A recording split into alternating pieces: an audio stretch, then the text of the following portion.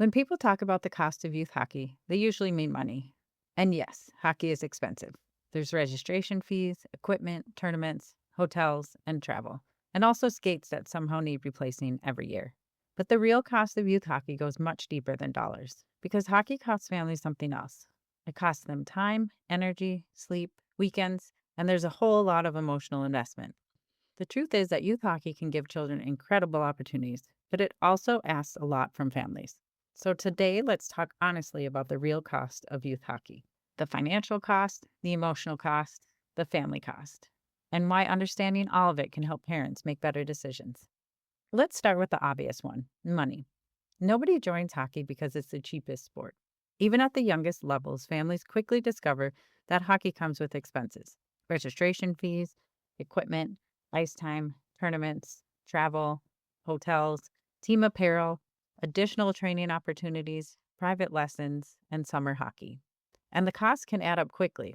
For many families, hockey becomes one of the largest activities in the family budget. And while some families can comfortably absorb those costs, many make sacrifices. Those sacrifices can include extra work hours, fewer vacations, careful budgeting, and rearranging priorities. The reality is that hockey can create barriers for families who might otherwise love the sport. And that's something the hockey community continues to wrestle with. But money is only part of the story. The biggest surprise for many new hockey families isn't the equipment bill, it's the calendar. Practices before school, practices after school, games on weekends, tournaments all weekend, travel time, driving, waiting, packing, unpacking, and doing it all again. And suddenly your family schedule revolves around rink schedules. And if you have multiple children, things become even more complicated. Many hockey parents joke that they live at the rink, but there's truth behind the joke. Hockey asks for a tremendous amount of time, and time is something families never get back. Another cost of youth hockey is the emotional cost.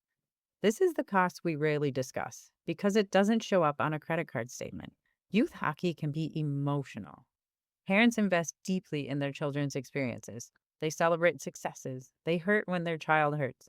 They worry about confidence, playing time, tryouts, team placement, development, and additional opportunities. And because parents care so much, hockey can sometimes become emotionally exhausting, especially when outcomes don't match expectations. A player doesn't make a team. A coach makes a decision parents don't understand, or a season doesn't go as planned. These moments can feel enormous in the moment, but they're also reminders that youth hockey is not a straight line. Every player experiences setbacks. Every family experiences challenges. The goal isn't avoiding those moments, it's learning how to navigate them. There's also a cost to family life when you play hockey. Here's something many hockey families understand immediately. When one child plays hockey, the whole family plays hockey. Siblings spend weekends at the rink, parents divide responsibilities, schedules revolve around games, vacations are planned around hockey calendars. Family dinners become harder to coordinate, free weekends become rare. Sometimes families thrive in that environment. Sometimes it creates stress. Neither experience is unusual. The important thing is recognizing that hockey affects everyone, not just the player. Healthy hockey families regularly check in with each other because maintaining family relationships is just as important as maintaining hockey commitments. There's another cost that often goes unnoticed: comparison. Youth hockey can create endless opportunities to compare. Compare teams, levels, statistics, playing time, development, social media highlights, recruiting conversations, other families, other players. And the problem? Comparison creates pressure, and pressure often steals joy. Parents begin worrying about where their child stands instead of appreciating where their child is. Players begin measuring themselves against others instead of measuring growth. And suddenly, hockey becomes something to prove rather than something to enjoy. That cost can be far more damaging than financial expenses because it affects confidence, identity, and enjoyment. Another major cost is the cost of chasing the next big thing. Modern youth sports often encourages families to believe there's always another step, another camp, another showcase, another lesson, another opportunity, another team, another level, another investment. And while many of these opportunities can be valuable, there is a danger.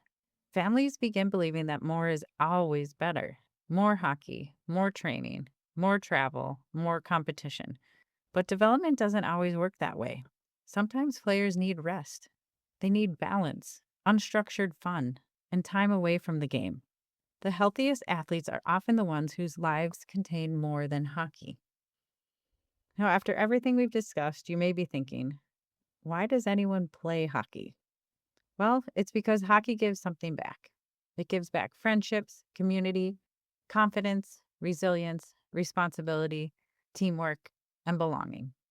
Players learn how to handle success, how to handle failure, how to support teammates, how to persevere. Families build relationships, and many of those experiences last long after the final game. Those are the returns on the investment.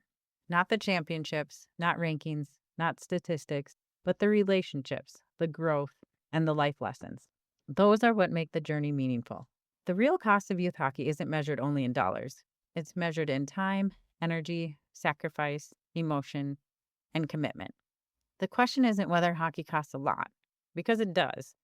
The better question is, are we getting the right things in return? If hockey is helping a child grow, helping them build confidence, helping them develop resilience, helping them create meaningful relationships, then those returns can be incredibly valuable. But if hockey becomes a source of constant pressure, constant comparison, or constant stress, it may be time to step back and reevaluate. Because at the end of the day, youth hockey is supposed to serve the child, not the other way around. And when families remember that, the journey becomes a lot healthier and a lot more enjoyable. I'd love to hear from you. What has been the biggest surprise cost of youth hockey for your family? Was it the money, the time, the travel, the emotions, or something else entirely? Leave a comment below. And if you're a hockey parent trying to navigate the hockey journey with confidence, subscribe to the Hockey Village because learning the game is important, but understanding the journey matters just as much.